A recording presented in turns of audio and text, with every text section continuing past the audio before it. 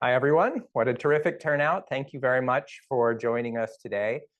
My name is Michael Toms. I'm the director of the Institute for Research in the Social Sciences here at Stanford. I'm also a professor of political science and the chair of the political science department and a senior fellow at the Stanford Institute for Economic Policy Research. It's my pleasure to welcome all of you to the second installment of America Votes 2024, a series of panel discussions about the US election. This series is co-sponsored by three institutions here at Stanford: the Center on Democracy Development and the Rule of Law, or CDD-RL, directed by Professor Catherine Stoner, and housed within the Freeman Spogli Institute for International Studies. The Center on Revitalizing American Institutions, or RAI, directed by Professor Brandes Keynes-Roane, and housed within the Hoover Institution, and the Institute for Research in the Social Sciences, or IRIS, directed by me and hosted in the School of Humanities and Sciences. At Stanford, we're fortunate to have, I think, the greatest group of election experts in the world. My colleagues and I organized this series to share some of their insights with the campus and the wider world. And today we have three incredible panelists who will make brief presentations about their research as it relates to the 2024 election, and then engage with you, the audience, on issues related to the election. I could talk for hours about their credentials and accomplishments, but I promised not to do that.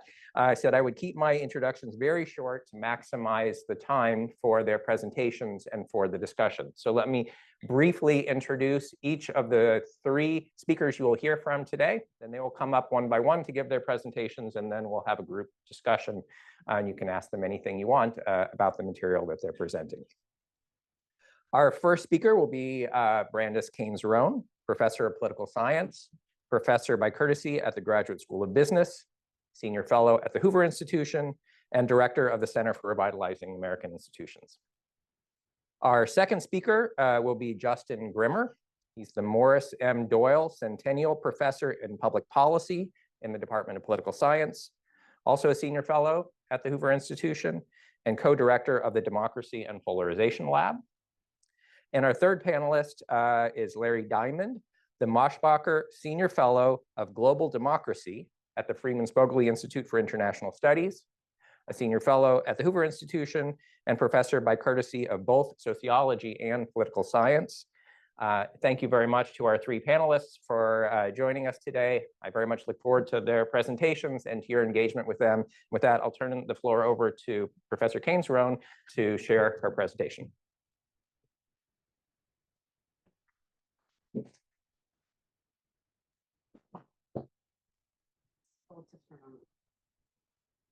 I think that did it. Yeah.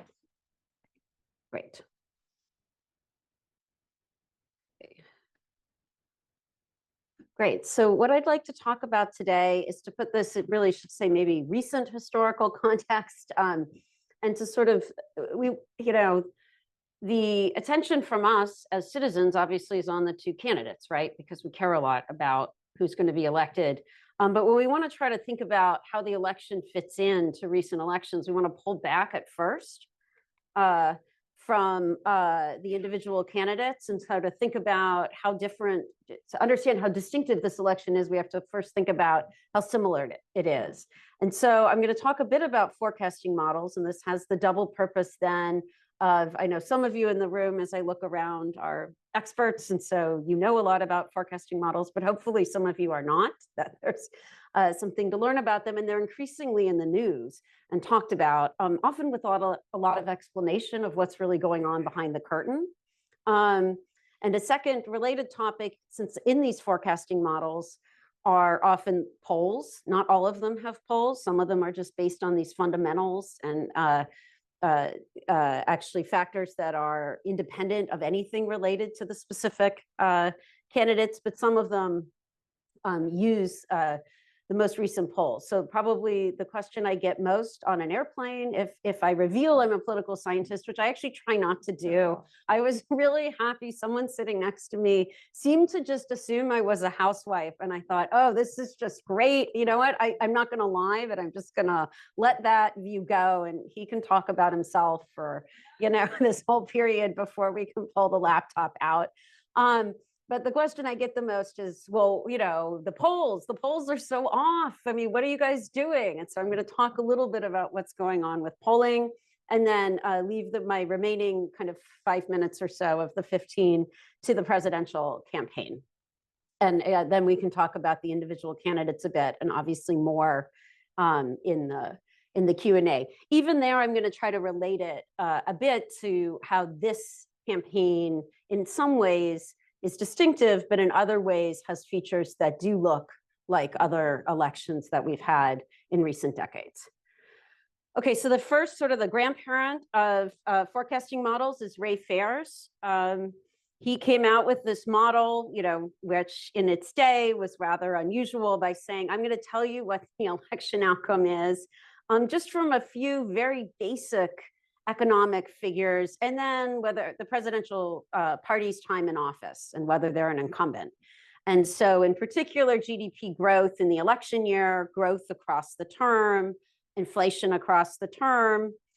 And so based on the Ray Fair sort of has this advantage that the third quarter comes in. I tried to get the third quarter for this talk, but of course it's not out yet. Even though the third quarter is over, it takes a few weeks from the government agency. So he sort of gets to make this prediction at the end of October, when it's a little less valuable for everybody who wants to know ahead of time who's going to win, but still it's reasonable.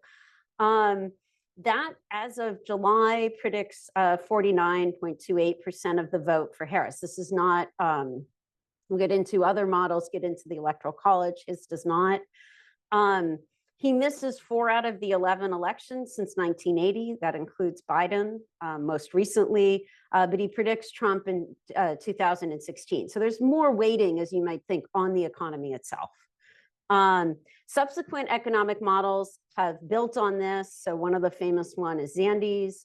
You've got more state level data. You've got third-party candidates, gasoline prices, mortgage rates. It's at the state level. So they really jack it up. Zandy's not going to say, I think they will all tell you their models are much better than Ray Fair's. I would say, the big improvement comes when you start adding in these other factors that are candidate specific and not just kind of party specific for how much time in office. So that gets into factors, and that's where we as political scientists come in, at least, well, in practice and at least in theory, make big improvements through factors such as polls. So these tend to include all of the, not surprisingly, you add data, you add prediction factors to all these economic factors, and they do tend to be a bit better. One of the most famous ones is now in The Economist by Andrew Gelman and Goodrich, but I could point, these are of the same vein as the Nate Silver, if you pay to be a subscriber. Nate Silver had started 538. He's no longer doing 538. So he has his own separate forecasting that's really the original 538 model, or adapted, updated. And then there's the 538 site. Andrew's kind of a political science colleague. So I'll say his. So they take these national and state polls, they adjust them for the polling firm's reputation. So a firm such as that by Doug Rivers, who, his YouGov polls, who's here at in the political science department, those get much better ratings. I mean, I look at sometimes on 538, I'm like, who's this polling firm? I mean, like, and they're coming in, but they might be the Doug Rivers of the future. So I don't want to, but having a new polling firm gets less weight. And then they look at things like survey mode and how that relates to the accuracy of the poll. And through kind of statistical procedures, they then make these forecasts. These get into, with the state polls, the likelihood of winning these key swing states, and in addition to other states. We were told to send in our slides in advance, so It may have updated in the past day or so, but as of recently, it's kind of a statistical tie. 52% chance, this is Gelman's model of Harris, and 48% chance of Trump. Basically a very similar model. This is what I meant. When you use similar variables, obviously there can be differences. Wooley's has a much more simplistic version, just sort of presidential approval, and basically a lot of the same economic factors. That also just gives you a statistical tie. A few, this kind of emphasis on the tie, I want to say, is that even when these models are reasonably good predictors, usually the predictions, or not usually, this year, the predictions can often be within the margin of error. And the news has, incentives, obviously, to get you to click to really emphasize not the fact that it's necessarily the margin of error, but this sort of, Harris is winning. Wait, Trump is winning. But basically, Harris having a 52% chance and Trump having a 52% chance in these models, that's basically almost the same thing, because they're both within these margins of error. And it basically means it's so close. According to the data we have, that doesn't mean it's that close on the ground, as we'll talk about. That may not be true. But at least according to the data we have, we can't really, it's too close to call. And you can imagine that pollsters don't always like, now Nate Silver has become concerned, because he was one of the ones who with 2016 was saying it's a 1 in 3 chance that Trump wins as the election approached. He was given a lot of flack for that, including by my then colleague at Princeton, Sam Wang, who said, if you fall, maybe since you weren't on the East Coast, he had this big, I'm going to eat a bug.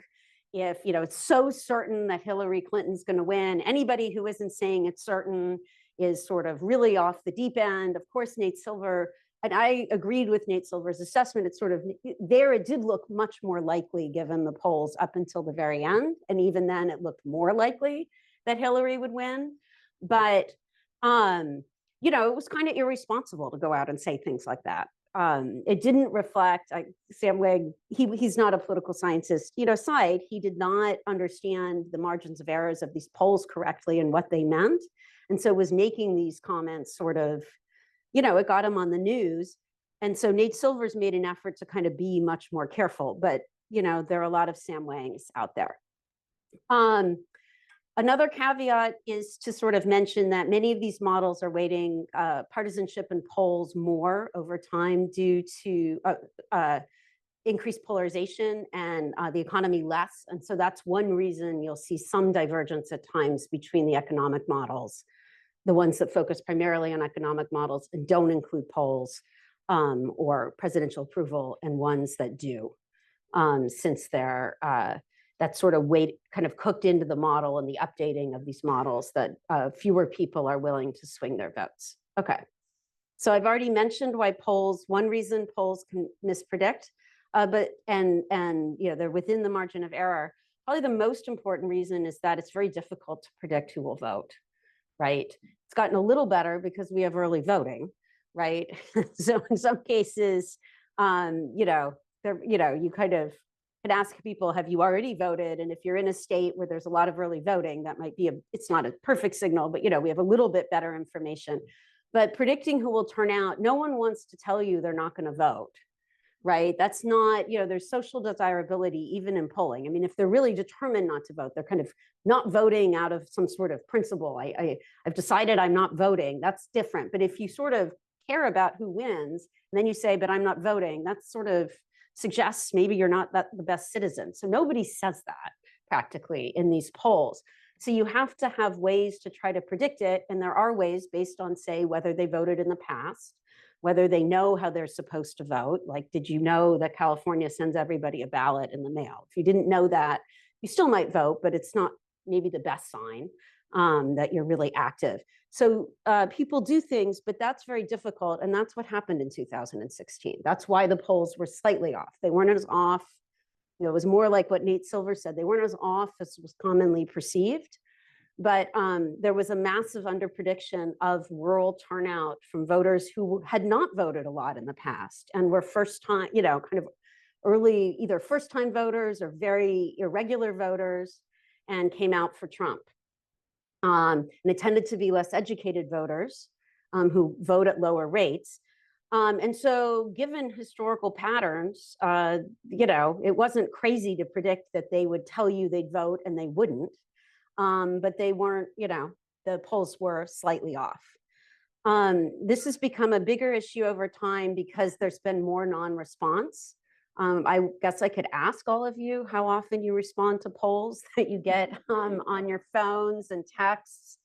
Doug got very upset at me one day because since he does these very high quality polls, I said, there's absolutely zero chance I would ever respond to a poll. He said, no.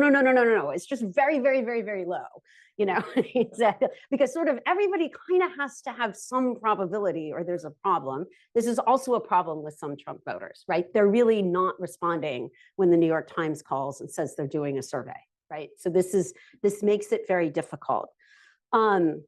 State level polls, and this is where Sam Wang went wrong. There's a lot of dependence across eras and states, particularly in a given year. So if you're, the Sam Wang prediction was based on the fact that sort of Pennsylvania and Ohio were independent that year, so they'll be, okay, they're within 2 percentage points in each of these states. But the thing was, if you're undercounting the rural voters in Pennsylvania, you're undercounting the rural voters in Ohio as well. So these are not independent errors. You have people who say they don't know, who sometimes do know, and they just don't want to tell you who they're voting for. That's not as big of a problem as it is. And then there can be a tendency of pollsters to update based on each other. I'm reminded it's somewhat similar. There was once a terrible weather incident. That's a nice thing about living out here now. I don't have to worry about this. A big ice storm in October. There was just traffic jams for hours because it seemed to come out of nowhere. I knew someone who worked in the weather kind of climate part of Rutgers. He said, actually, all of our models predicted it. Like that was exactly what the models predicted, but everybody basically decided that couldn't possibly be true, that there couldn't be an ice storm in October. So we just adjusted the models. And I'm sorry to say that sometimes pollsters do that. They're like, no, that doesn't work. Like nobody's saying that that's what the result is. Okay, so I need to wrap up and give you time to hear from others. This is just to show you the decline in response rates and the problem that pollsters are dealing with. We have ways to deal with it. I won't give too detailed a talk on this, so we can say just a little bit about the candidates. But suffice it, and I can answer in the Q&A, that we're doing a lot to try. It's not that sort of in survey research, we're just sitting down and saying, well, that's it. We're not getting responses. Let's call it a day. That's a huge area of research here at Stanford. And in the centers that Mike mentioned, and we could talk about that in the Q&A. Briefly on the presidential campaign, what we've seen, although it's always hard for me, particularly when I teach, I tell my students, since I teach on the presidency here, that it's hard for me to sometimes talk about some of the candidates we have in a kind of analytical way. We have a candidate who's trying to rile people up. And so I have to kind of try to not be riled up. And what I'd say is that in some ways, independent of their personalities, the candidates have done some sort of classic things that we see in campaigns, which is that the candidate for whom the economy is an advantage is trying to make it the centerpiece of their campaign. And the candidate for whom it's not an advantage is trying to turn the page. Right. So Harris is trying to kind of move. First, she's trying to not be the incumbent. And second, she's trying to kind of move away from her earlier quotes on that. We see each candidate moving to the middle. They're kind of called on it in each case, but Trump is sort of pretending as if the SALT taxes aren't his fault, even though that was kind of his signature legislation, the 2017 or the SALT tax laws. He's going to get in, and he's going to make sure that, SALT taxes are handled like they were before he was president. And you see it with Harris. Candidates have sort of actually become kind of less focused on trying to capture these kind of swing voters because of polarization and efforts to kind of turn out the base that go along with the fact that many voters don't seem to be movable, but there's still some of it. And then, of course, we see the money race, which is also something we could talk about in the Q&A, which is the role of, one thing to just keep in mind, Harris is winning that in a big way. And that's a signal of enthusiasm. At the same time, and in a congressional race, I would say she would, if it were actually kind of a 50-50 district, which you could say our country is kind of a swing district, so to speak, that money would probably be defining. I'm not saying it absolutely would be, it probably would be. Presidential elections tend to work a little differently because they get a lot of free media. So it doesn't always work that way in either direction. Okay, and final comment is just on events. This is one I spend, for research purposes, a fair bit of time in DC. So I never convince people in DC that the events aren't what's determining everything in the election. At some level, it's kind of fun to still try, but partly this is what they do, and they have to maximize on all fronts. So I think, because there's this equilibrium where both candidates are maximizing on all fronts, you'd never say, McCain took a break from the campaign in 2008. That's never a great, don't do that unless, there's a death or something like that. And even an economic crisis, you probably want to be in there doing something. You don't want to be taking a break. Having said that, because both parties are maximizing, you see exactly what we've seen in our elections. And some of these forecasting models that I mentioned work that into their forecast, which is that both parties have conventions and that these debates, whatever balance a candidate gets, tends to be short-term, unless, of course, it's in June and the candidate drops out. But the kind of typical sort of September debates. Ditto October surprises. I could be proven wrong on this tomorrow, of course, but usually by October, a lot of these scandals have been vetted. That's not as true this year, of course, because of Harris's new entry. It's hard to think of there being yet a worse scandal about Trump that's going to sway people, but I'll remain.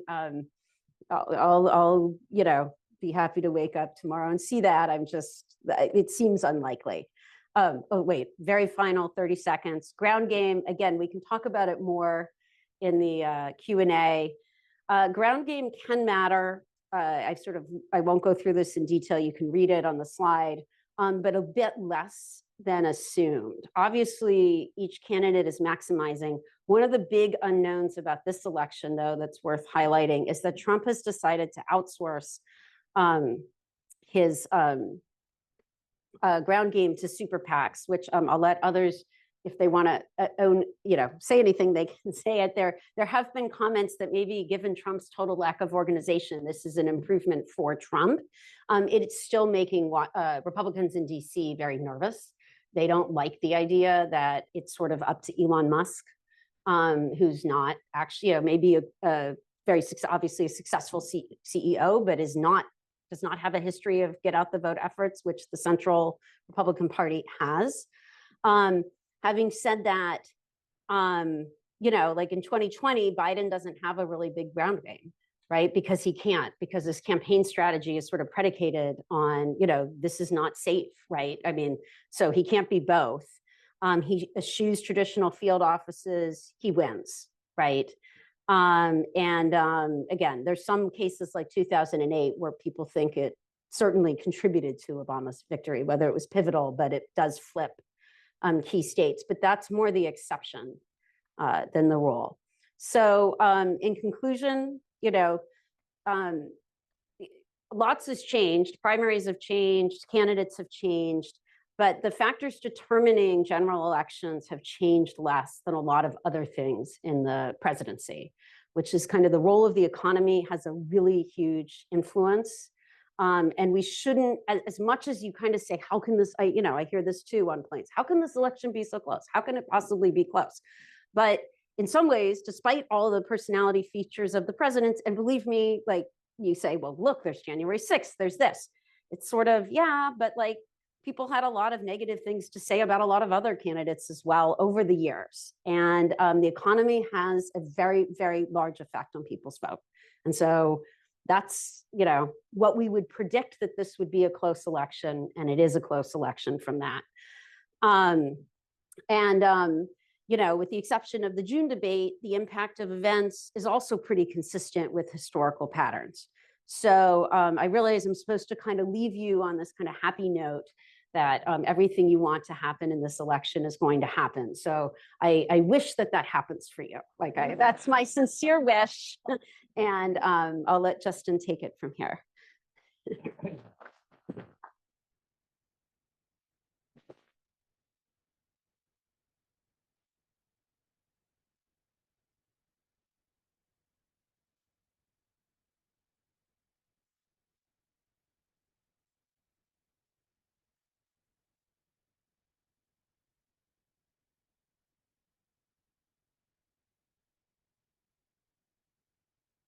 Well, if Brandis was happy, I assure you will not be happy by the end of this one.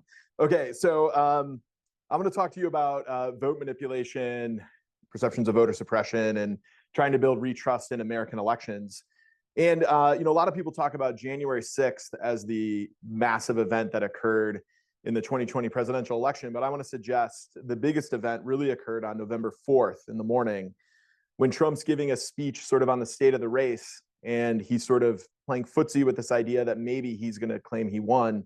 And then sort of out of nowhere, he says, frankly, we did win this election, signaling an unprecedented set of steps that his campaign's going to take to challenge the results of that election. And that's really led to what I would argue is a widespread disbelief about elections that's mutated in ways that I don't think President Trump ever anticipated from his speech that night. Obviously, this looms large over this election. Trump's been clear he's not going to say that he'll accept the results until he sees what those results are. I'm going to suggest that this creates opportunities for this to be more bipartisan than we'd like it to be. So this was recently ran in Politico the other day with some Democrats saying they wouldn't commit to certifying Trump, replaying some arguments that they made in 2016. So that's part of what I'm going to talk to you about today. So one thing I'm going to talk to you about is how the past is prologue. I'm going to talk about what Trump did in his 2020 lawsuits and the time that he might make those arguments again, so they're useful to rehash. Second, I'm going to talk a bit about what's happened since 2020, what the landscapes looked like, including some claims that every election everywhere is being stolen. And finally, given some concerns that I've heard recently, I'll talk about what a Democratic version of Stop the Steal would look like and discuss it's basically, why it would not be likely to succeed in the courts, but could succeed in Congress. Okay, so let's start with the past as prologue. So after the 2020 election has been well documented, Trump and his allies filed a flurry of lawsuits alleging illegal voting, manipulation, and fraud across swing states. So I've spent inordinate amounts of time looking at these claims and evaluating them. Not a great way to restore your mental sanity. However, here's this core conclusion from looking at this. It's remarkable for all of the effort placed into this, for the consequences it could have had for the world's most important democracy. These claims are so flimsy. They're based on almost nothing. They fail very quickly as you look at them, and they fail as evidence certainly of determinative illegality or fraud.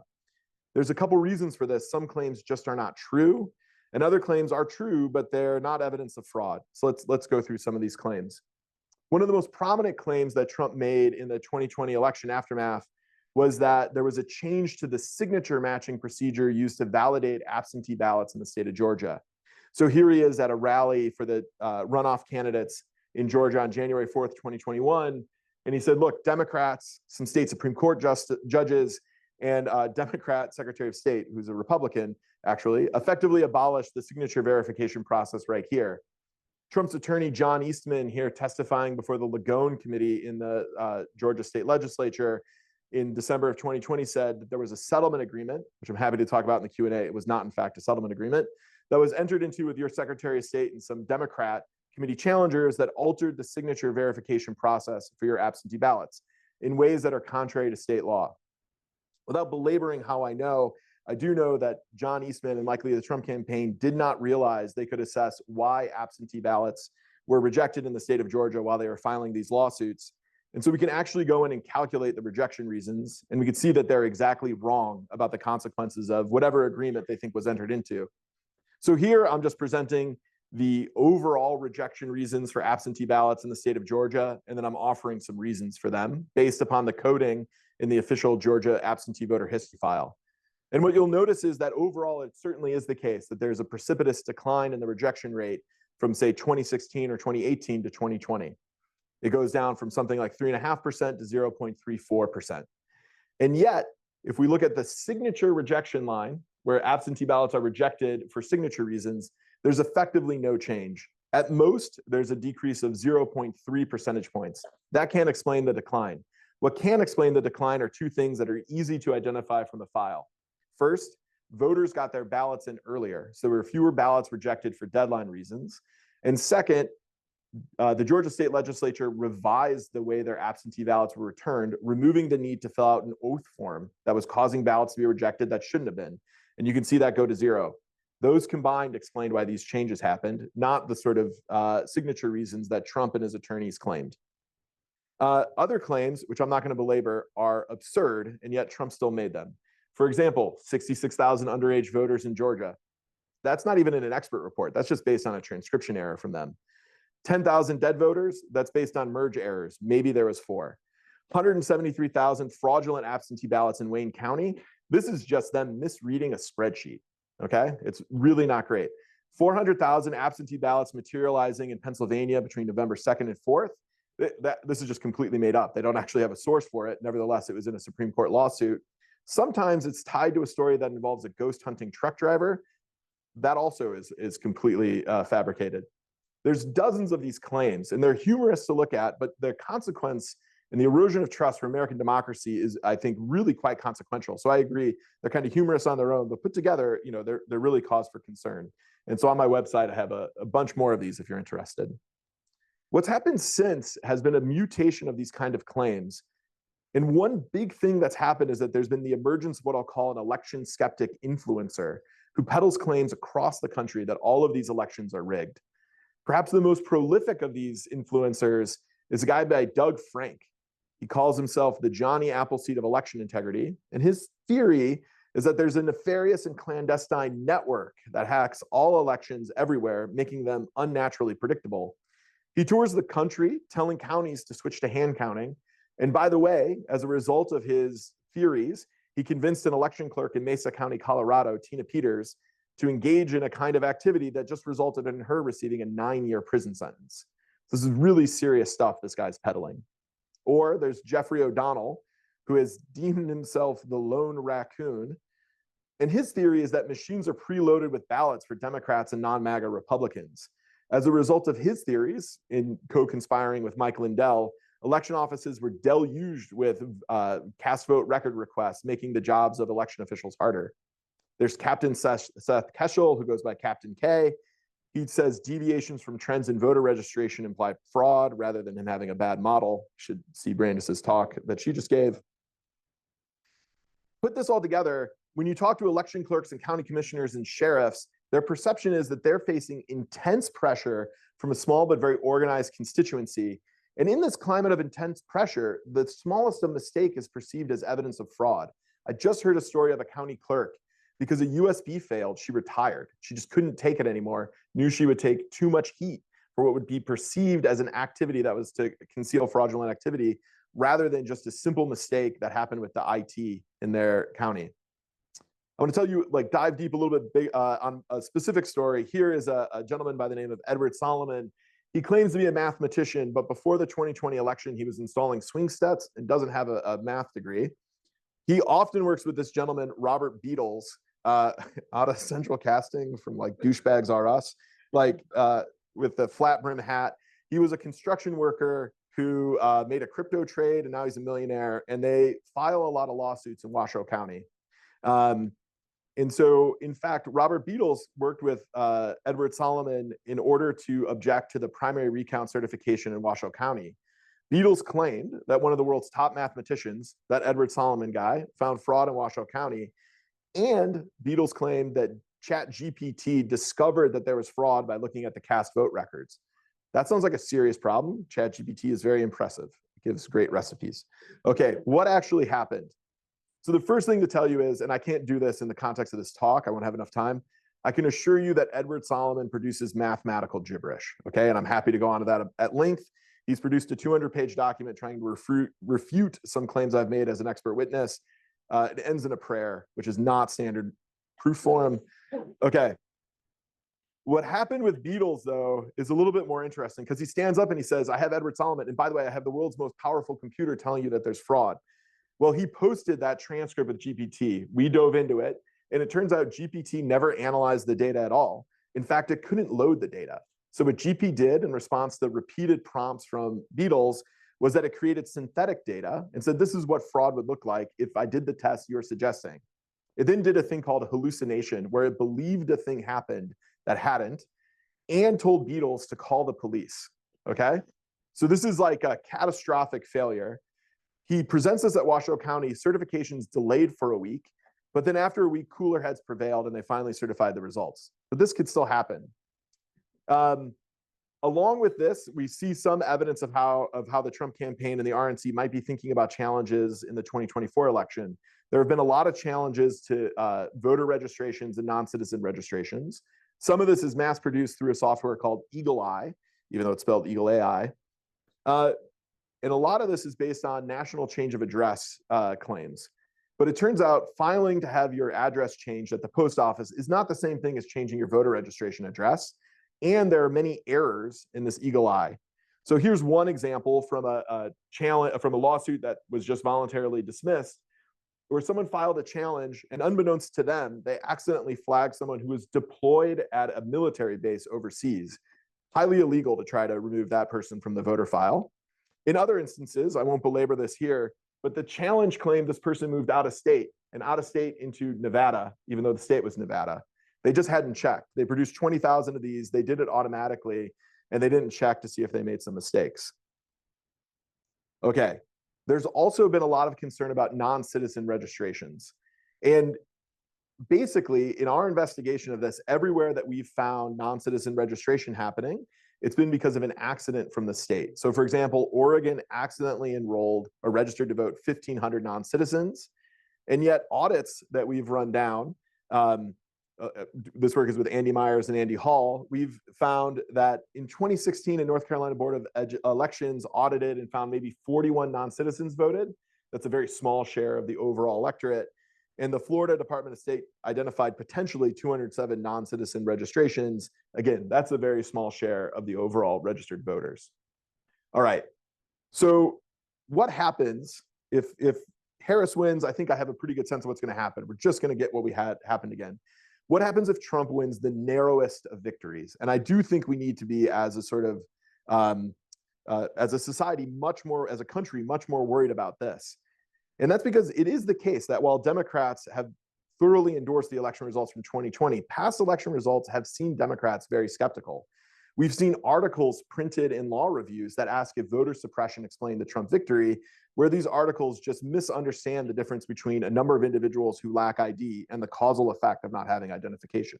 Two very different things. We've seen books based on what I will describe as shoddy evidence claim that Russia helped elect Trump, even though the evidence in this book, would never pass muster at something peer-reviewed. It's probably why it was published in the book. We've seen Democratic candidates refuse to concede their election, claiming many of the same things the Trump campaign claimed were responsible for their defeat. So here in this speech where Stacey Abrams doesn't concede, she says the signature police are somehow responsible for her defeat, even though the margin of victory far exceeds the number of people who had ballots rejected for signature reasons. Stacey Abrams has a difficult relationship with the truth. After this, she later goes on to claim she registered 800,000 citizens in Georgia to vote, or her organization did. But that would imply every new registrant from 2018 to 2020 was a result of her organization, which is obviously impossible. And Hillary Clinton even went so far as to go on national TV and say that Donald Trump is an illegitimate president because of these issues. So this is all, I think, serious rejection of election results that don't inspire trust in our electoral process. So what could happen if there's a razor-thin margin in Trump victory? We could see Democrats claim voter suppression caused them to lose this race. And yet we also know that our best evidence shows that election reforms provide no partisan benefit to either party. And if they do provide a partisan benefit, it's very difficult to forecast what that is. I would also add, if Democrats wanted to make this claim, it would just fail horribly in the courts. So it would not be a legal challenge. There's no legal challenge, no legal path to suppression-based election challenges.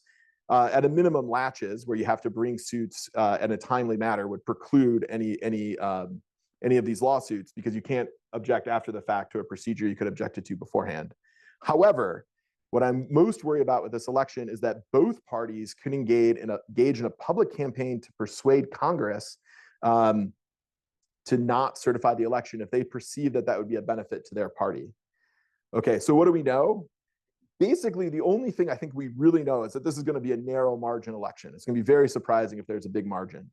And that's going to make it hard for citizens to accept these election results. We should be confident as a country, there's no evidence that recent presidential elections are manipulated with voter fraud. But there is also no evidence that recent presidential elections are manipulated with voter suppression.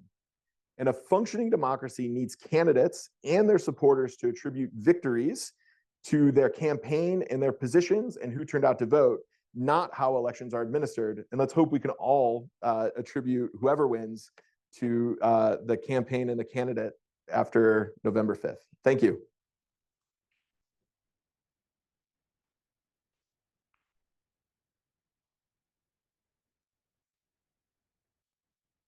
And now for something completely different. I am not going to talk about the presidential election. How do we get out of this and into the next presentation?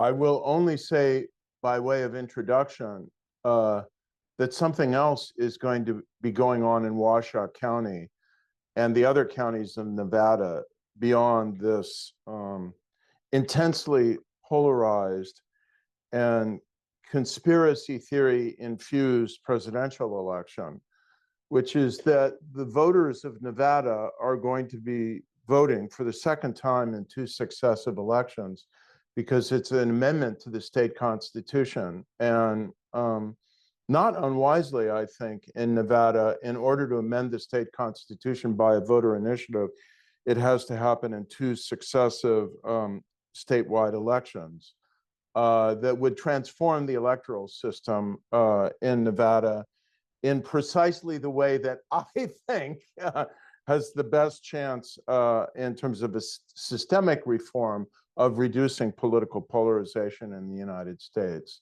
And I will just say further, by way of preliminary comment, that we are living in an extremely dangerous period in American democracy. I am very worried and frightened, much more about the first scenario you talked about, Justin, if I can be honest, than the second. But in conversation, maybe I can explain why, or we can have a conversation. But in any case, there is distrust, there is hyper-partisanship. It's coming from all directions. And it obviously cannot be caused by our electoral system, because it's the same electoral system we had in periods when we were not extremely polarized. And there was a kind of center-leaning propensity in American politics to reach for the median voter. But I think the social, economic, informational, and other factors that are driving political polarization now are being dramatically facilitated by this electoral formula. So the question is, what can be done to reduce polarization other than, march to Meta and Google and so on, and get them to change their algorithms? I think that the 2-party dominant system is a problem. Polarization doesn't only happen in 2-party systems. You look at a country like Israel, it's got proportional representation, relatively low thresholds. And, it was not that difficult for the political spectrum to fall into 2 pretty mutually incompatible camps. So it isn't only a 2-party system that does this, but when you have a system that is such a duopoly, and then the social soil is making of partisan identification a kind of tribal identity, giving it a tribal identity. That's certainly not helping. But in particular, we have a system of partisan primaries in which voter turnout is low, and the percent of people who turn out in any one party is only primary, a fragment of the entire electorate. Now, I realize there's a debate in political science about how ideologically different the voters are in party primaries compared to the general election, but they're certainly a lot more motivated. And I don't think they are very representative of the general electorate in certain other senses. And then when you combine low turnout party primaries, this is my argument, with first past the post elections, in which in almost every case, okay, we have a little bit of an exception in Nebraska now, it's either going to be a person with a D after their name or an R after their name that wins. This is a challenging structural circumstance. So a lot of people have been arguing for some time now that if we had ranked choice voting and people had more options and you had to win 50% plus one of the vote, and if no one won that initially in the first round of ranked choice voting, there would be a series of instant runoffs until a winner emerged. The logic is that this would induce greater willingness to compromise, less intense partisanship, maybe a slight boost to moderation, because you can't narrow cast as easily, and you need to build appeal to a broader share of the electorate. This is growing slightly. This map from Fair Vote is a little bit deceptive, because the states in the deep south there are not ranked choice voting states. They simply use it for military and overseas ballots. But the purple states, not in terms of necessarily partisan orientation, but indicating simply that they now use ranked choice voting statewide, Alaska and Maine. The red dots are a number of cities that use it, but what's interesting is what's on the ballot this year. I think you know now how this works. People rank their choices, 1, 2, 3, 1, 2, 3, 4. If nobody gets this is typically how it's used.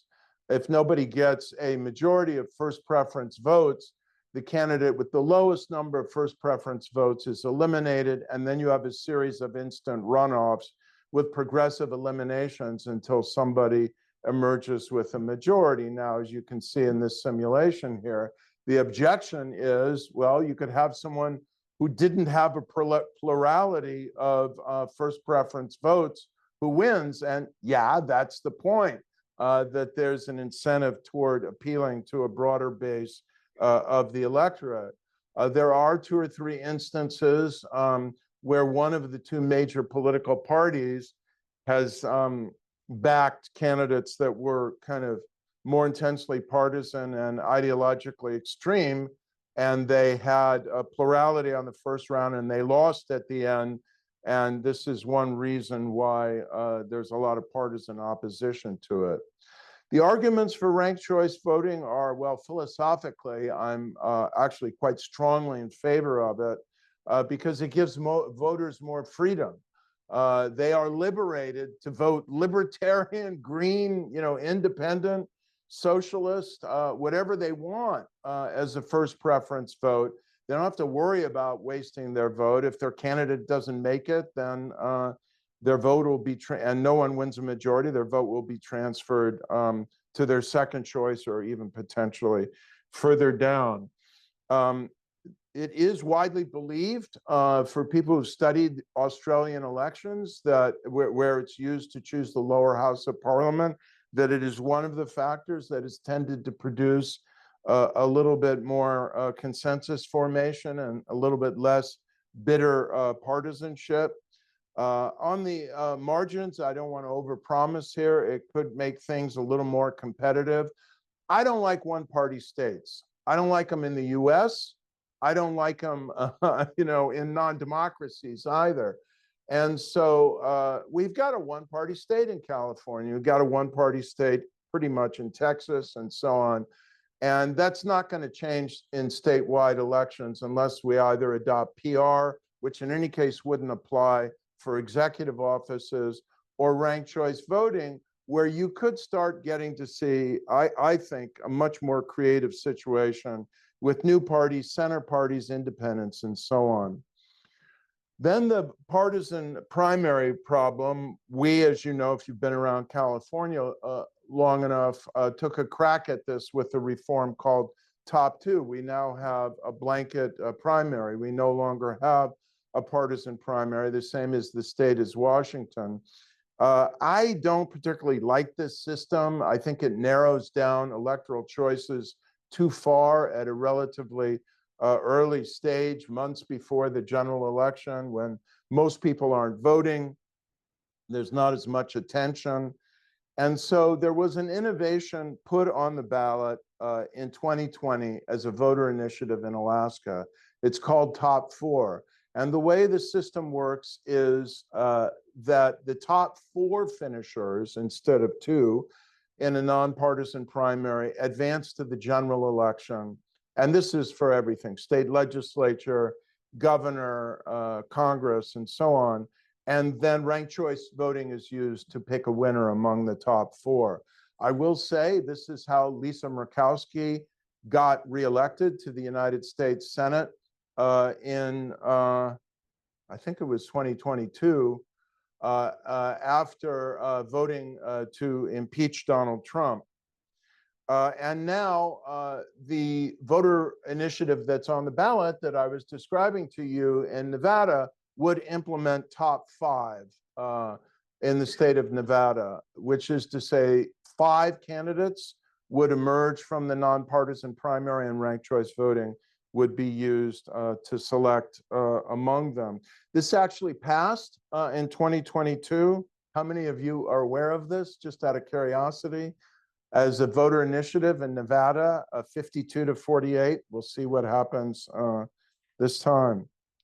So 23 states have voter initiatives to one degree or another, so we can get some interesting action from the grassroots up. There has been one defeat in Massachusetts pretty decisively in 2020 after Governor Charlie Baker came out against ranked choice voting, but it was adopted in 2018 by voter initiative with partisan primaries, the more traditional way. I told you about Nevada. It's been gaining at the municipal level quite a bit. So it's going to be on the ballot in 5 states November. And I will tell you, these are the other elections I will be watching very carefully. In Alaska, frankly, the Republicans are trying to repeal it. The MAGA Republican Party hates this system. And a lot of Democrats in various states aren't enthusiastic about RCV either. The more partisan you are, tends to be more skeptical about RCV. Colorado has the Top Four system essentially for all state offices and for the Senate and House on the ballot. Idaho has a similar version. It also includes county offices. I don't think it's likely to pass there. Oregon has a version that's more like Maine, keeping traditional primaries, but it would also use ranked choice voting in the general election for president. Now, I'll just close with a few results. I see my colleague Jim Fishkin in the room. And so we did a deliberative poll on lots of different democratic reform proposals last year. And I won't go into the logic of deliberative polling. You can talk to Jim at the reception if there is one, and or me, and we'll share that. But we had an online deliberative poll. And in the first round, before people deliberated at time one, there was actually a fair amount of support for different versions of ranked choice voting. Questions 5, 6, and 7 are for ranked choice voting in the primaries for Congress, state, and local, and then questions 8, 9, and 10 are for ranked choice voting in the general election. And so you can see, just looking at question 9, I'm going to go into that a little bit more. Support for using ranked choice voting for all state elections in the general election rose after deliberation from 46% to 57%. It wasn't the same for all kind of partisan orientations.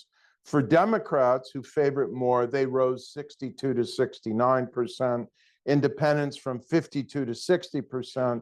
Republicans, I've already explained, are much more skeptical, but they rose from 30 to 48%.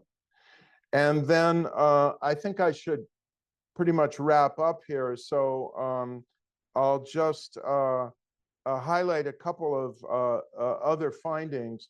Question 12, my favorite question, was about whether people would prefer the Alaska or Nevada style system of ranked choice voting with nonpartisan primaries. And support for that was 44% before deliberation and about 53% after. We also asked people if they would like to keep just the current system and, put aside all this, institutional engineering. And that preference didn't change much. It actually improved a point from 32 to 33%. But generally, when people had a chance to deliberate, they kind of like these things. I'll just say, finally, we also put PR to the electorate, the random sample of the electorate, and support for proportional representation also improved. That's questions 17, 18, and 19, but it didn't reach a majority support. So now we can have our conversation.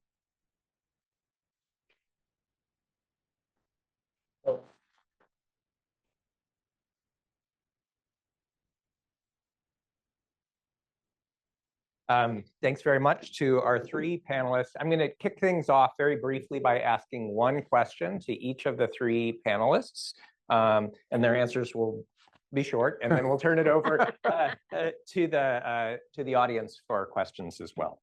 Was that a prediction or a threat? You can interpret it any way you want, Larry. Okay, so first question is for Brandis. And the first part of your presentation, you were talking about forecasting models and how the economy is such an important predictor of presidential elections. But it would seem like the way people, maybe people are not thinking about the economy objectively. There seems to be some collective amnesia about the strengths and weaknesses of the economy under Trump, and very partisan perspectives on the objective economic conditions under the Biden-Harris administration. So how should we think about the role of, is it objective economic conditions that predict presidential elections, or is it purely subjective and partisan? So yeah, I'm going to link that to just kind of how these models, how models have tried to adjust for this. So Mike's kind of referring to, there is research in political science that suggests that there's partisanship and perceptions of the economy. The original economic models are purely about the actual economic data. And as I noted very quickly in passing, over time, aggregators like the Gelman and Goodrich, and I believe Nate Silvers as well, have placed a higher weight on partisanship, kind of raw partisanship, and less weight on other factors that relate to partisanship, such as polls and presidential approval, and less weight. So for instance, when they're incorporating data from, say, 96, they're kind of assuming the economy mattered more than, and then they're assuming in for instance, 2020, it mattered less, that there's been an increasing role of partisanship. So I think that's how they try to get at it. So what you're asking me is, there's a separate question, and I was told to be short, so I don't want to disobey. But I do think there's some of each that's going on. I think there's a separate part of yours that we could, if anyone wants to follow up. I mean, this is an unusual situation with Trump, where he was, we have to go back to Grover Cleveland, right? To where you have a president who's running, who was in office before and could potentially be a non-successive So we don't have a lot of data that we're kind of evaluating how voters evaluate that. Yeah. Exactly. Perfect. Thank you. Okay, Justin, for you, the softball question, given that you said Trump's claims in 2020 have had implications beyond even what he might have anticipated in eroding faith in American elections and confidence in American democracy, my question to you is, what can we do to restore confidence in the administration of elections and faith in American democracy in 1 to 2 minutes? Yeah. We find ourselves in, I think, a really thorny patch here. We can propose any number of institutional reforms or any ways to think about it. The single best thing that we can do is to get candidates to run for office, to concede when they get the results that they have lost, and to publicly say that they lost the election because of their own actions and because of their inability to mobilize their constituents and because of the positions that they've taken. And I think whether either party is deciding to come up with a way to sugarcoat it or to come up with excuses, or various people who are employed by the campaigns to come up with reasons for their defeat, that all is undermining this basic principle of democratic elections, that you are responsible for your own victories and you are also responsible for your own defeats. Okay, thank you. All right, Larry, now a question for you. So you were arguing in favor of ranked choice voting by saying that it might have the potential to reduce polarization, encourage moderation, encourage compromise. But you also suggested toward the end of your presentation that although moderates may be open to ranked choice votings, that the hardcore polarized partisans are less enthusiastic about it. Does that mean that the prospects for adopting ranked choice voting are lowest in precisely the places where it might make the most difference? So I'm going to sneak in a second point in my brief response to your question. Of course, there is an element of that, but one of the things that gives me a little bit of hope is that there's growing interest in ranked choice voting in purple or swing states. And I think it's not so much the states that are polarized as, I just put it frankly, states that are firmly under Republican control seem less likely. But of course, Alaska's under reasonably dominant statewide Republican control. And I think that the purple states, there are more people in the middle, and they're also living with this debilitating polarization, and they really don't like it. There's growing sentiment for it. A couple of straws in the wind that I find very interesting, Mike. One is there's rising interest in ranked choice voting in Utah. And if you took a careful look at that map, you saw that a lot of cities in Utah are using ranked choice voting.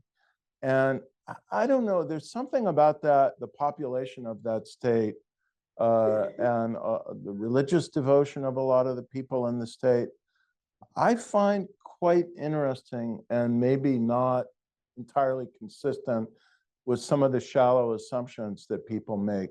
I think this is also reflected in who's going to succeed Mitt Romney in the Senate in Utah, who is the chair of the Conservative Climate Caucus in the House. Really interesting future senator to watch. And growing interest in Arizona as well. I think if it wins in Nevada, you may see it on the ballot in Arizona. So I'll just flag one other thing in 20 seconds. We're about to bring out a book. Didi, I don't know if Didi's here, but she's been involved in it, on electoral reform in the United States. And my co-editor, Ned Foley, professor of law at Ohio State, has really been pushing, and I have a lot of sympathy for this, a form of ranked choice voting that would choose the Condorcet winner, the one who would beat all others in a head-to-head contest. Now, this is hard to explain to the electorate. That's another lift for political reform, but I think we would get even more traction with that. Great. Thank you very much. And with that, we'll turn it over to the audience. I see a hand in the back. And believe there's a traveling microphone. So please hold your question until we pass the microphone to you so that others can hear your question too. All the way in the back. Yeah. Well, we know it's a Stanford fan. Three superb. Is the microphone on? Is it on now? Now it is. Three superb presentations. Outstanding. Absolutely brilliant. Applause. I have two quick questions. Here's the first question, which is inspired by Justin's presentation in particular. Let me make an assertion. What matters in this election is not who wins the numerical vote. What matters is who wins the litigation, which is bound to happen, with, I suppose, one exception, and that is the numerical vote in the Supreme Court, whether that 6-person majority will stick for Trump or not. Okay? So what do you think of that proposition, that statement?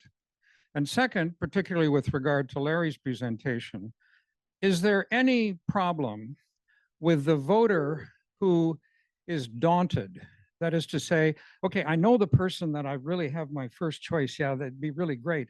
But now I got to learn about these other candidates and what they think, and I don't have a lot of time. And so, damn it, forget it. Do you find that that is a problem in your experimentation with regard to RCV? Yeah, so I hear a lot of concerns like this, that it's going to come down to litigation. I think it's exceedingly unlikely that it would be a litigation-like decision.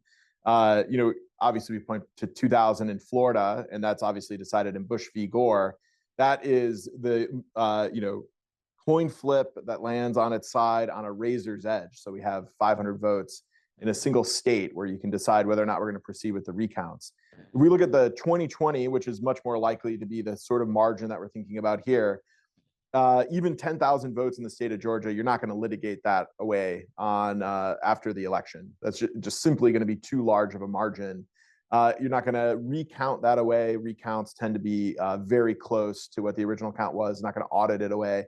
Audits tend to uncover basically what the first round had. So I have substantially more confidence that this is going to be decided with votes cast on or before or on November 5th than based on the decisions of judges or the Supreme Court. Well, I wasn't asked to answer the first question, but I'll just say I completely agree with Justin's answer.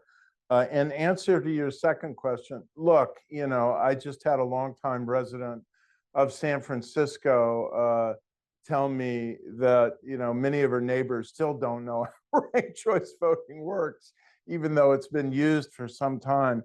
But it really isn't that complicated, and people do get used to it. And I mean, we'll see with the kind of retest of voter support for this in Alaska this November, but they seem to like it more than not once they start using it. They're certainly quite committed to it in Australia.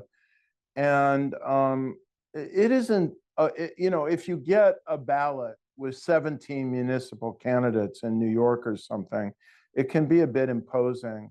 But usually, there's just a few candidates that you're really going to be paying attention to.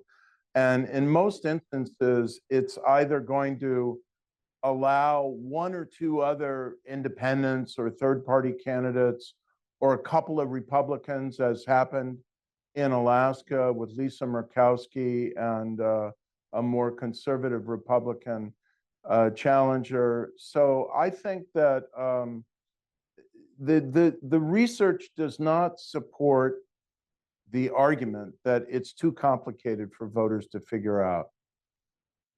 Great. We have a few more questions in the back. Do you still have the microphone, or okay, we'll go to the back. All right, and then you could ask your question. And then now I may be held accountable for everything I've said about Australia. Exactly. I'm the one person in this room who's been elected through ranked choice voting on 9 occasions. What you're not taking into account is the fact that with ranked choice voting, which we in Australia call preferential voting, before the election takes place, the candidates and the parties they belong to negotiate what are called preference deals. So some party which is only going to get, you can tell, only going to get 6 or 7% of the vote, will negotiate a deal with one of the two major parties. So you still end up with the major parties dominating the system. I was going to ask you another question, because this point about moderation in Australia is often sheeted home not to preferential voting or ranked choice voting, but to compulsory voting. So you don't have to get out the base, because the base is automatically going to vote, but they have to vote. Otherwise, they pay a $50 fine, and that's enough to get people to vote. But ranked choice voting is not complicated. Australians can do it. So I think probably Americans might be able to as well. Thank you for those comments. Larry, did you want to react to either of those 2 points? Thank you, Mr. Former Foreign Minister. So I think we may have had this conversation, but if not, I'll just tell you that we're a pretty libertarian country. There was a great book written by E.J. Dionne and former Secretary of State of Connecticut, Miles Rappaport, a couple years advocating for the Australian-style system of compulsory voting for the United States. I like the book, and I kind of like their argument. And as Jim knows, we put it in our ranked choice voting survey. And at time one, before they had a chance to read the arguments for and against, I think 19% of our sample were in favor of this kind of system. And after they had a chance to read the arguments and talk to one another about it, about 20% were in favor. In other words, the needle didn't move at all. And Americans are very resistant to the idea. Thank you. I'm listening to the panel. I'm sort of struck whether there is a kind of reform under conditions of mistrust dilemma that we are facing today, right? And the dilemma is as follows. So on the one hand, during periods of toxic polarization, very low levels of trust, the incentives to bring about some reform is there. But on the other hand, very low levels of trust also open the door to great suspicion about reform, particularly reforms of the type that many people find difficult to understand. And I'm just wondering whether you have begun to sort of think about the potential tension, if you do see a potential tension with a situation where a whole bunch of ideas for reforms also open the door for greater systemic fluidity and mistrust. So how do we think about low levels of trust and getting public buy-in into ideas of reform that could very easily be twisted in by conspiracy theories and so on and so forth? Is that something that you're worried about? Brandis or Justin, would you like to address that? Yeah. So I think I just spent last week in Coos County, Oregon, talking with county commissioners there and presenting after an election conspiracy theorist, trying to talk them not to switch to hand counting. And they're skeptical of the most basic kinds of election administration, maintenance on their voter file. And they are cognizant that there are these RCV type reforms. I think that this would breed just so much skepticism among the population. They wouldn't understand how someone could have a plurality in the first round and then go on to lose. I think that doesn't mean that we shouldn't do it. That doesn't mean it's not a good idea, but it does mean that you would have to, for this to be effective, it would have to go along with an education campaign, some explanation. And then there has been, some prominent examples of mistakes made with RCV. If those mistakes happen again, they're honest mistakes. They're not indicative of anything other than just sometimes it's hard to administer an election. But that could really, I think, have a setback when it comes to fostering trust with in how elections are administered.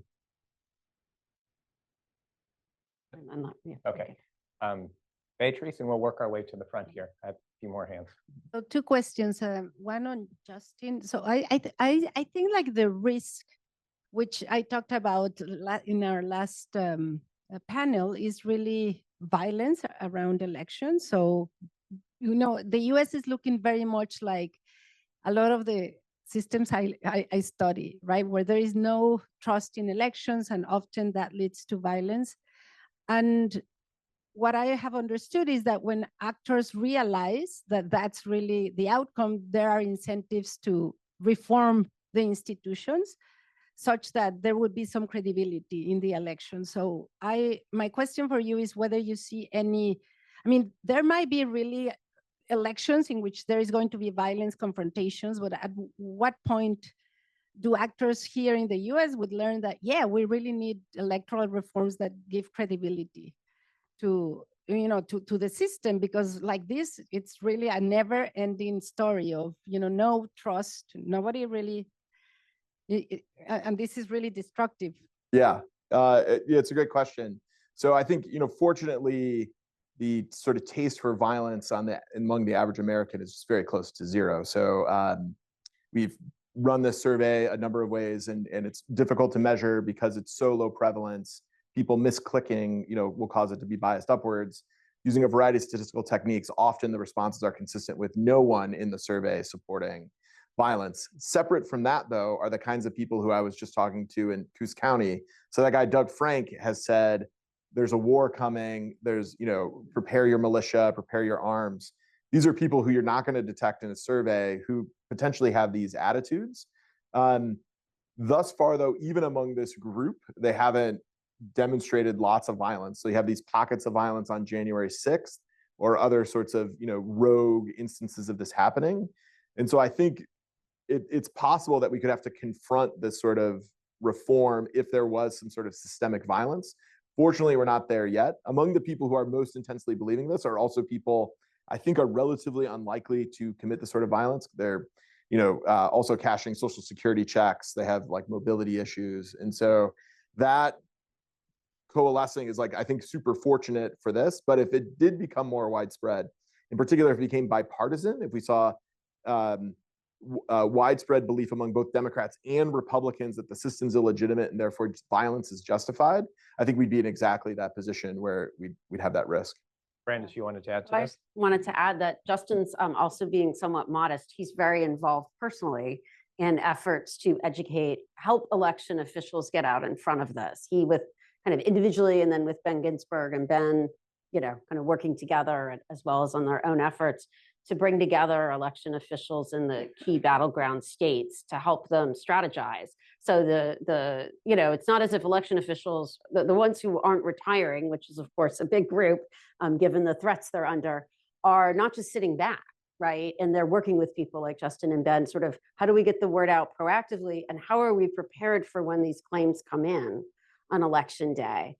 So I know that may not be enough. But they're doing that. There's also on campus, Rob Willer's been working with politicians. There are politicians out there. Actually, Utah's one of the states, since Larry mentioned Utah. So Governor Cox and his opponent in the recent gubernatorial election, they went out ahead of the election to say we're pre-committing to, and as head of the Governors Association, Cox has been trying to encourage other governors now, and governors and their opponents to pre-commit, to say, we're letting you know that our state's election system, now Trump complicates this, right? Because he's out there saying this stuff. I'm not trying to say everything's rosy, but these are maybe not reforms in the sense of we're whole-scale reforming the system, but there are efforts to combat this situation.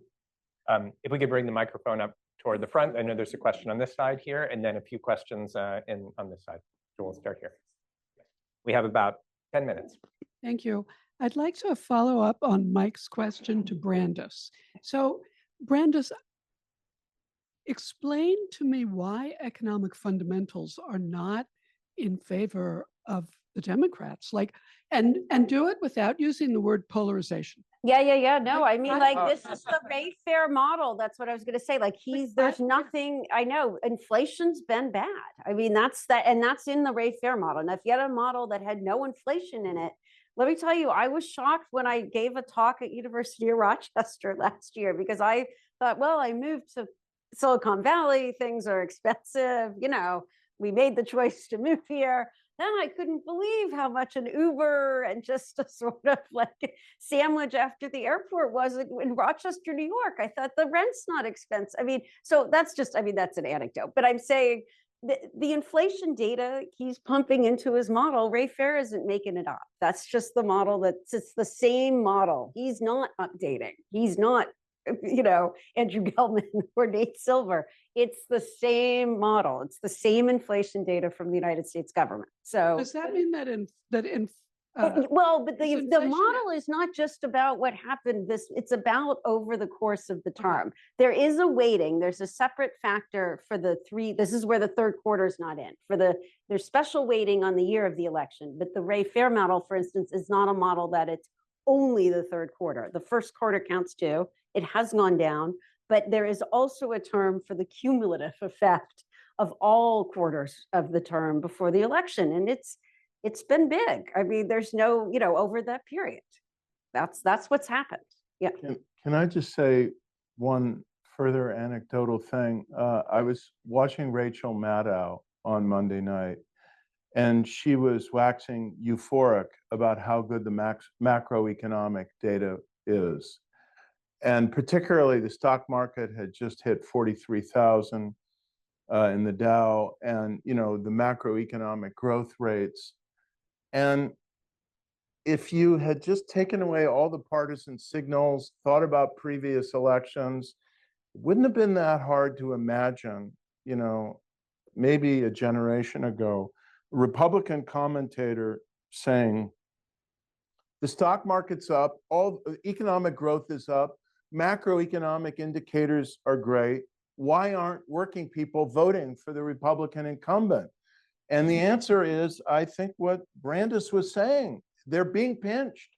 And I think that, you know, if Kamala Harris loses the election, I think one of her blown opportunities will be not having answered the question on The View when she was asked, would you have done anything differently? Not having said, we should have been more mindful of inflation and the costs that ordinary Americans are struggling with. And I'll prioritize that in my next term. Next question. Hello, this question is for Professor Keynes-Jones. I had a question about like how much or what impact does the forecasting, or rather like the reporting on the forecasting, actually have on the election? Like, does it decrease voter turnout for whoever like they forecast will win because they're like, oh, they're going to win anyway? Or does it not really have an impact because people don't really trust the polls? Yeah, that's a great question. And others may have other, you know, evidence they would have said in it. I mean, certainly it's, you know, candidates, right, don't want reporting that they're running away with, you know, sort of like in a weird way, you want to have polls that say you're running away with the election, right? But you don't want your voters to feel that, you know, it's in the bag, and so you don't need to turn out. So I certainly think there can be effects. I mean, that's why, you know, we were supposed to not have the news start calling states, right, before, with exit polls before, right, the actual polls have closed.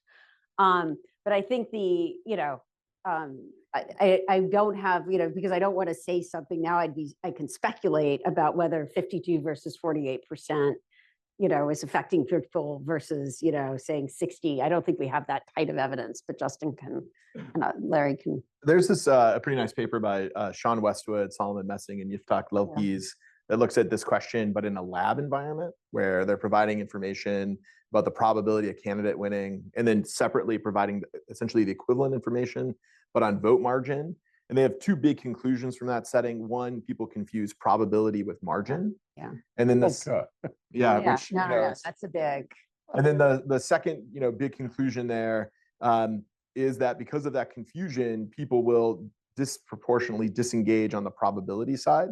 And then, okay, so that's in this lab environment. So now we have to think, how much does this matter globally? And you have to be this weird person who's like super engaged enough to care and know who Nate Silver is, which is a small share of the population, but then also misinterpret the probabilities. So I think the net total effect would have to be pretty small. Although I will say Nate is very concerned about this. If you read because it. of this paper. Yeah, yeah, He's yeah. We've constantly paraded him saying, about it for a while. Yeah. note that the 52% is not a vote margin. I mean, he's sort of like, it's in kind of bold, I think. Yeah. It's a response to this paper. Yeah. So, I think we had a hand here. Yep.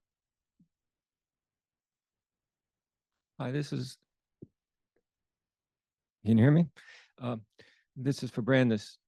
What is your view of the betting markets as reliable or So not predictors of okay, so I have thought about this. I do have some views, but here's the, okay, so until recently, you know, US citizens were capped in how much they could earn on betting markets. And I know, you know, I both know this because I've been following it, but one reason I've been following it is there were times when I wanted to vote on some of these betting markets that were international ones, but you could get onto them.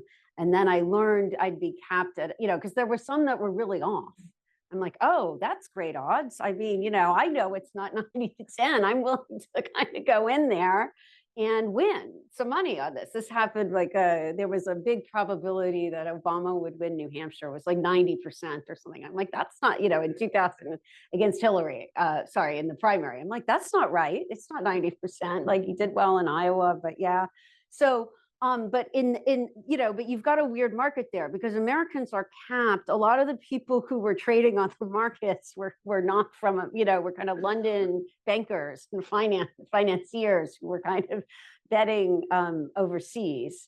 So now Americans can, you know, we're not capped. There've been some court rulings. We can go in and bet. So I've been following them. This is where I want to be cautious.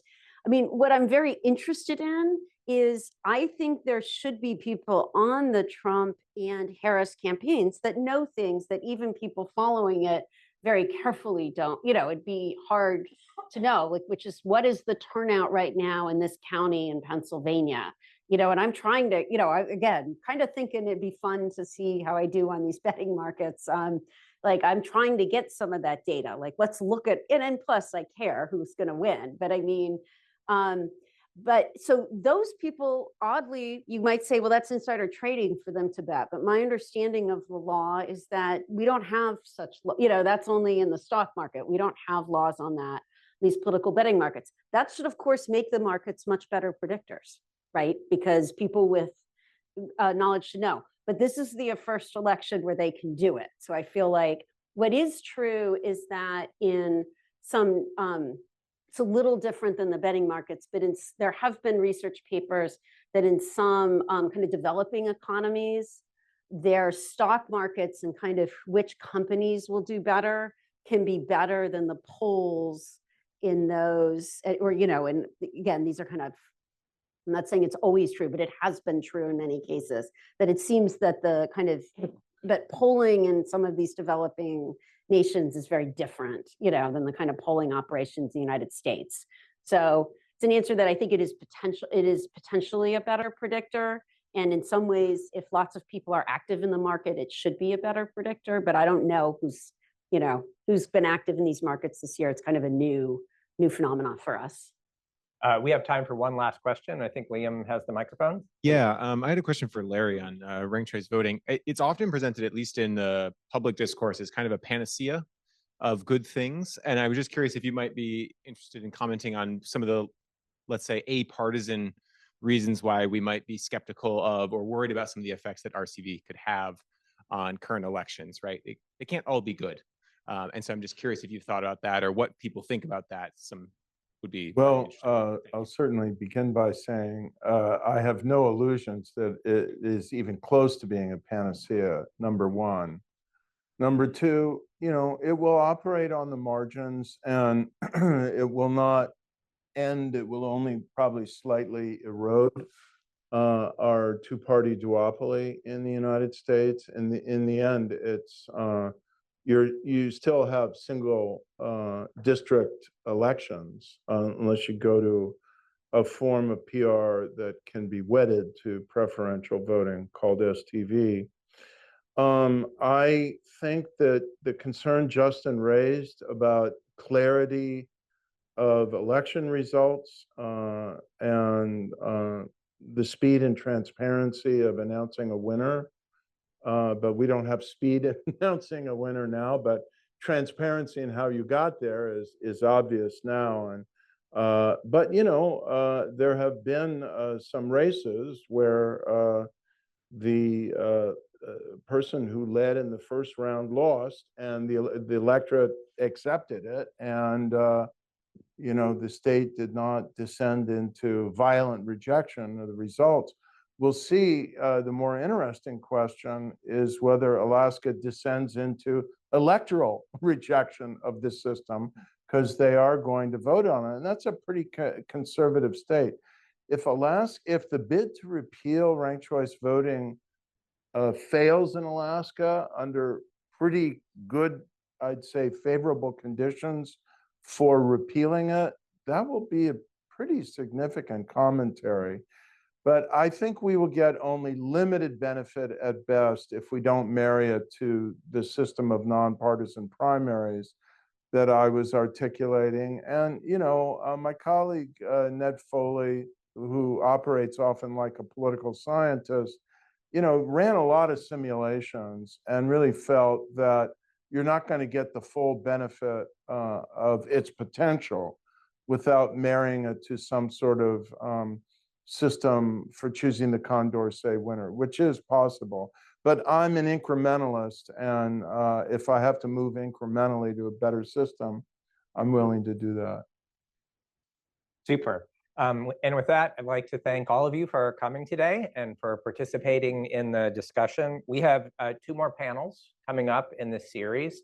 The next installment is on October the 30th, before the election.